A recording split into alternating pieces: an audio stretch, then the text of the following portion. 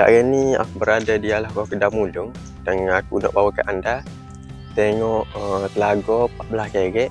Kalau kira tu gali ada 6 kerek atau 7 kerek jupai. Pasal ni ya pasal halu.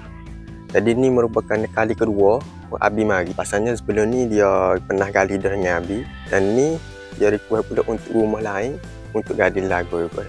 Jadi di kawasan ni kawasan perkapan gitu ya. Tapi rumah kayu ni comel kot.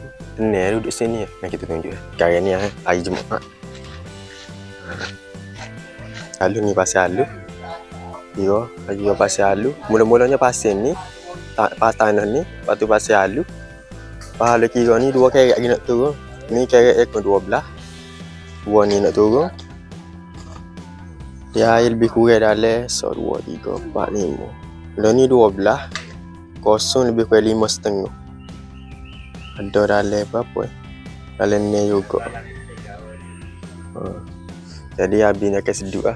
Pasalnya dia pasal halu. Jadi pasal halu kira tak boleh sedut. Tapi kena sedut juga sebabnya air terlampau dalam. Takut gini letih Abi nak nyelek.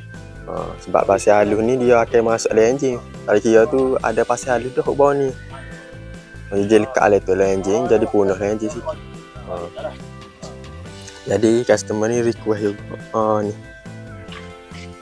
wape tapi tak buat lagi lah. Dan kita buat juga buat marinya nudung. Nudung. Dan ni nudung ni kali kedua customer request untuk nudung. Ada gini ni boleh kata boleh tu. Dia ada essay kita boleh belek. Jadi ni saya ukur untuk 2 kaki setengah lah. Untuk kerek 2 kaki setengah. Mau nak pasir Abi tu sebab pasir bau ni dialah ko kadok sedut masuk pasir ada ni. Ada ke pasir kasar ni, pasir halus ni tak tahu ni. Suruh masuk buluk dalam enjin. Nanti siap kita akan tunjuk lah proses pasir nudung tu, bahawa proses siap lagu ni.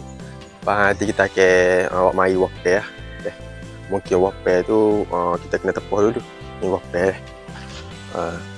Ni sudah siap dah. Lagi kurang dalam 14 kerek. Siap nudung. Lepas tu 2 di atas. Dia naik belah belakang siap dah. Ni lah. Pasir-pasir ya.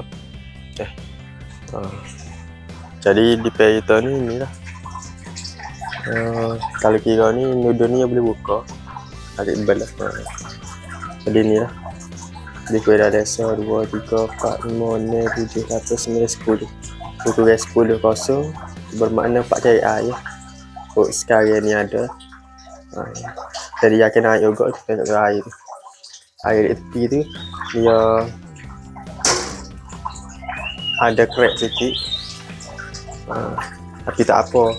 Memang air pun sebab dia pasir halu kan. Kalau air pasir halu ni dia takut pasir naik lah. Jadi saya tengok ni pasir halus ni kategori air ni harga jugalah. Kalau seluk tu ya kurang sikit. Biar sesat.